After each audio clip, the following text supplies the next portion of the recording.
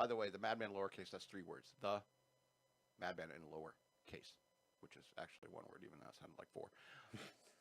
Sorry about the math lesson. So you want to talk about Game of Thrones? Have you seen it? I have. Have you seen it? Have you seen it? I've seen it. Have you seen it? Have you seen it? So spoilers, everybody. Spoiler warning. Yeah, we're going to be spoiling Game of Thrones, but I mean, we're not the ones who really spoiled it. So, Ooh. yeah. Are you on that direction again? What did EK say? GOT. Oh, GOT spoilers coming up. So it's almost over. It is almost over. Soon we'll never have to do a segment about Game of Thrones ever again, with the exception of colloquial references such as "You know nothing, Jon Snow," "I drink and know things," "A Lannister always pays his debts," etc. This is a good thing, because this show has really been pissing me off this season. The Battle of Winterfell was atrocious, and the Battle of King's Landing is what we're talking about today. yes. Wasn't much of a battle. Yeah, it was okay. The massacre of King's Landing. Yeah, probably. Probably? That's most likely how it'll go down in history, the massacre of King's Landing. Anyway, so it pissed me off in parts. I mean, who in their right mind puts their pikemen on the outside of your castle walls? Who puts anybody on the outside of the castle walls? You might want to put cavalry on the outside of the castle walls. The best way to defend any type of castle is to stay behind your walls. But you can run raiding parties through. It's like that's the point of the mobility of the cavalry, is that they can come in and out of the castle quickly. Anyway, that's just me playing Civ 3 in my head. I wish. Is there a way you can? I bet there's mods you can design your own, like Westeros and Essos That would be cool as shit. for Civilization games. Interesting. Civilization comes out with the Game of Thrones version. That'd be awesome. Oh, great! I'm the Dothraki this time. Developers, if you're listening, there's your next $1 million idea. Extra guys every move, but you can't cross oceans. Can't cross oceans. You never get the skill tree to develop map making. It's like, no, we're not going to build boats. Fuck that.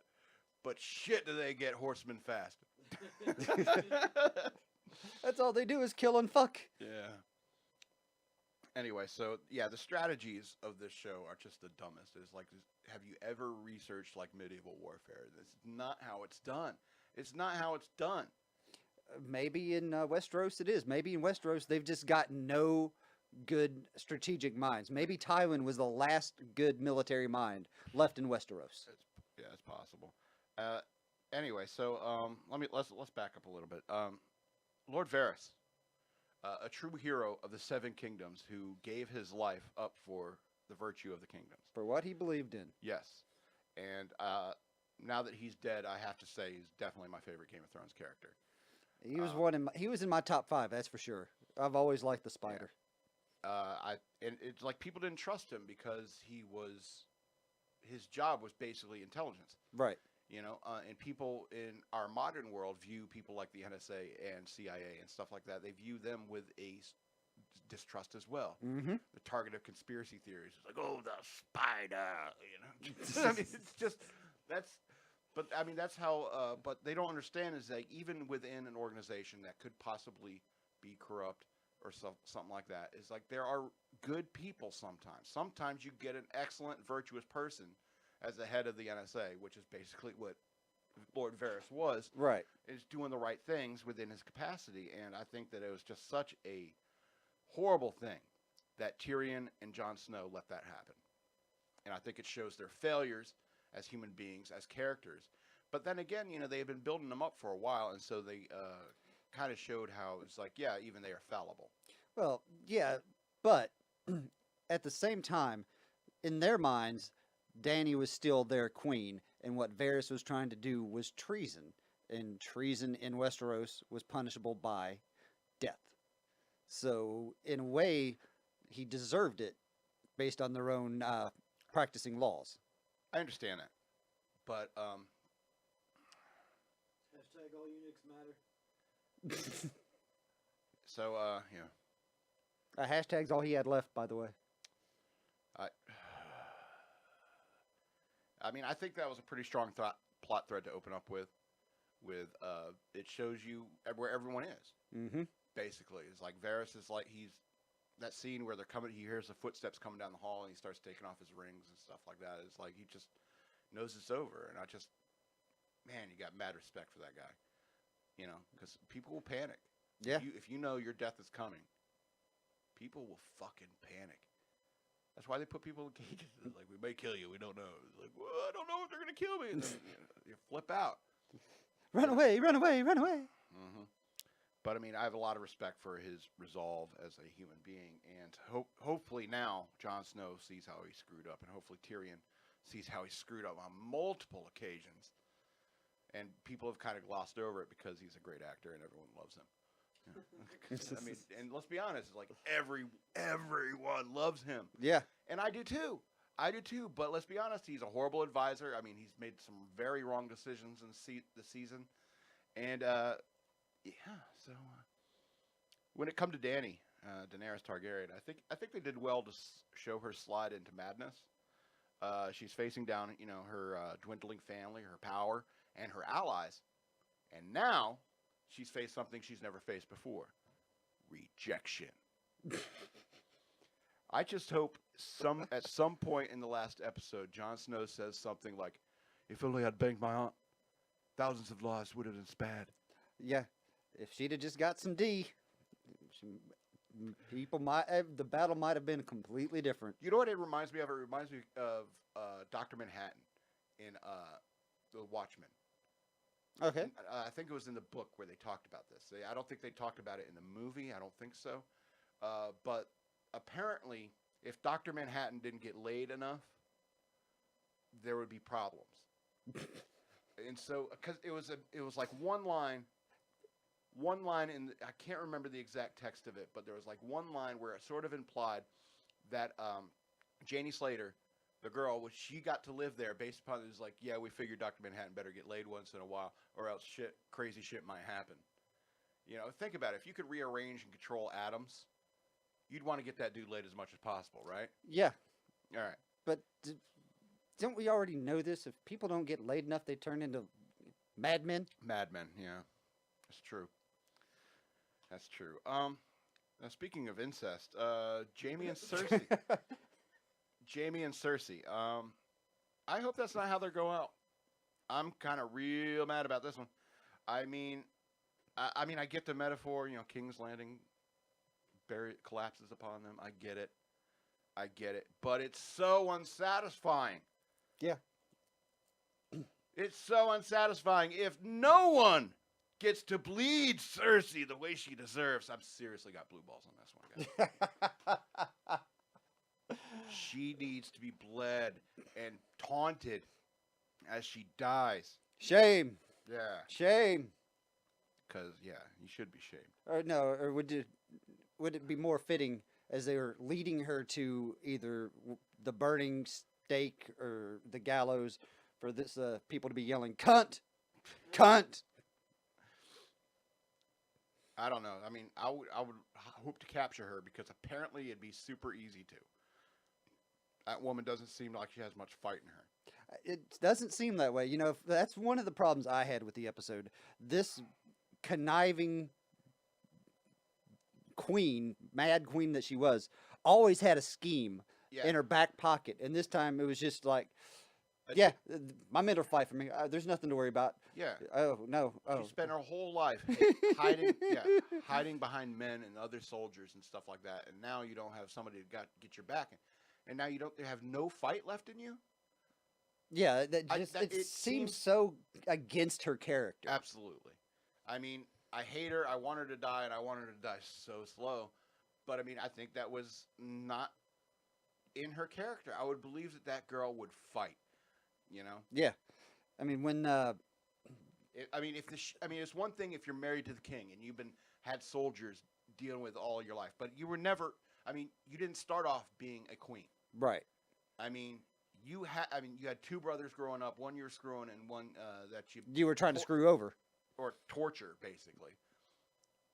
You had some fight in you. Mm-hmm. A person like that has fight. And just, weeping and going from the top to the bottom of King's Landing, what a wonderful metaphor. I get it. But, it seemed out of character. And don't get me started on the Super Clegane brothers. That was wonderful. No, it wasn't. No. And apparently, they went into its CGI time machine to recreate an epic scene from a classic Highlander movie. Fair enough. And then he let the Queen walk by. Yeah. How hard would it be for him to just pull out the sword, slice her in half? Sandor Clegane, here we are, born to be kings. We're the princes of the universe. And then that stupid ass fight. There's one Queen fan who's listening. I'm waiting for him to calm down. Okay. All right. That fight, I mean, it was so ridiculous. And, I mean, Sandor kind of went out the way of Theon Greyjoy. It's like, really? You going to throw yourself off the building there, Tommen? Why are Yeah. these kind of like jumping to your deaths kind of suicide scenes so common in here? And this is another character that I think that the growth that this character took throughout the series, It got wasted in that scene. fucking blown out the. They completely threw it out the door during the last episode when he's riding south to go fight his brother. As I felt that he was beyond that after. Yeah, his, after so many years of living around him for, well, not even that, but after he had his brush with death after Brienne whooped that ass.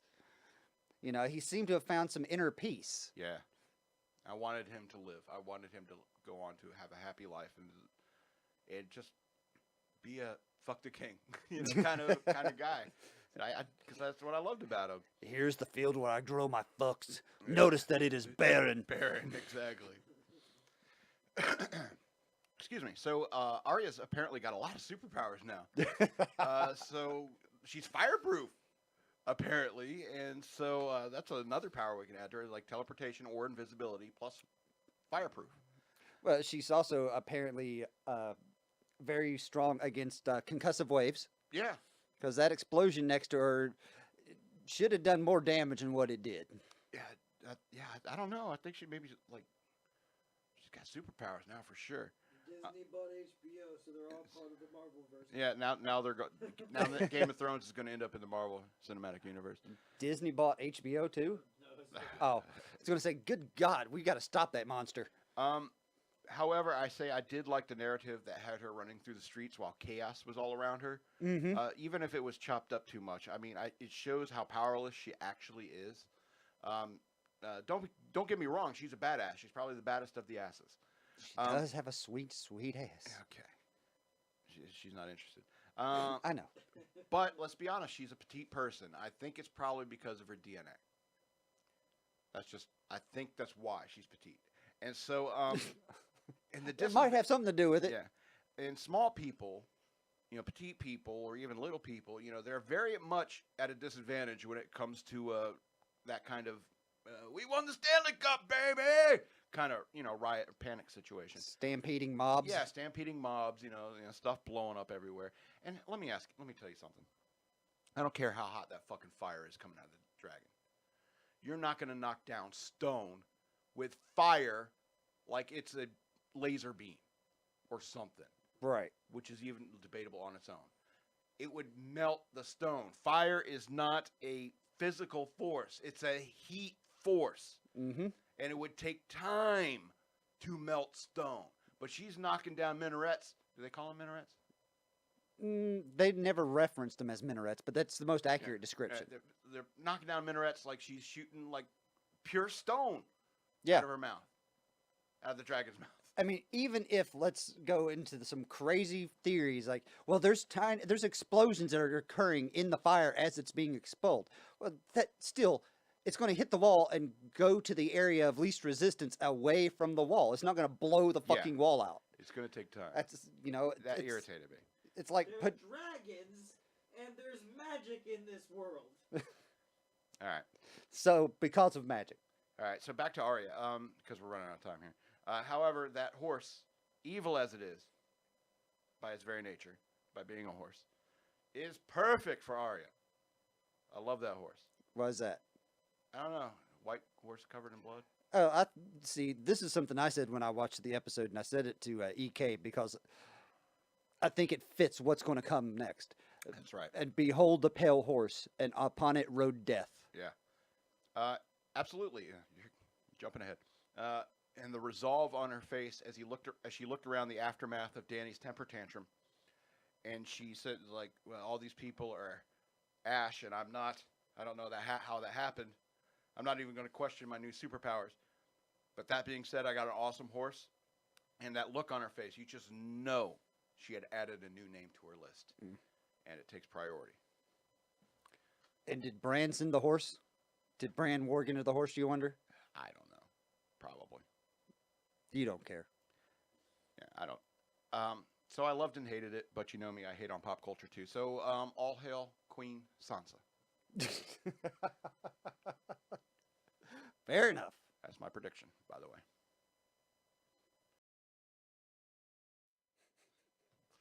Something is lost in translation. Yeah. However, this dude, Lan, managed to save 14 people in less than half an hour. Local media reported one person died in the fire. Could have been more. Yeah. And, I think that's just kind of the point is that, when people start burning. Hop in a crane? When people start burning because some crazy bitch is on a dragon and she's just pissed off that she couldn't fuck her nephew. And she's incinerating all the women and children in town. All the innocents, the men who surrendered. When they're burning, it doesn't matter what your politics are. Everyone wants to live. And that's kind of the point. We got to fight for that. Fight for people wanting to live. You want to fight for the living. Just don't put Jon Snow on the throne. He is such an idiot. If Jon Snow ends up on the throne, I'm leaving the Seven Kingdoms. Oh wait, I don't fucking live there. I was gonna say they're throwing us all out anyway after next week, so it doesn't matter. I guess so.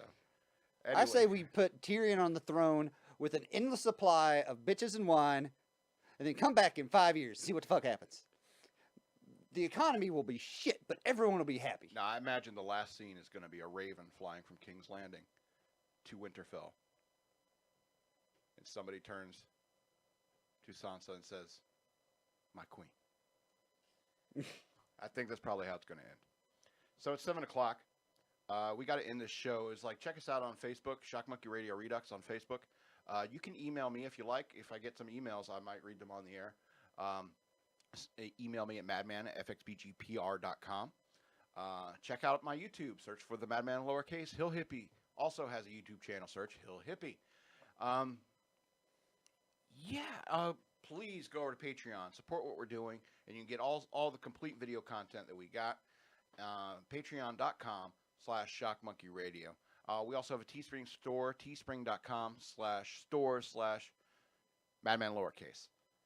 Get yourself an FXBG Public Radio t-shirt. Anyway, 7 o'clock, we got to go.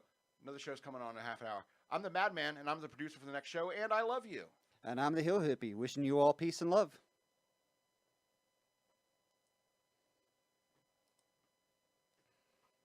Kiki,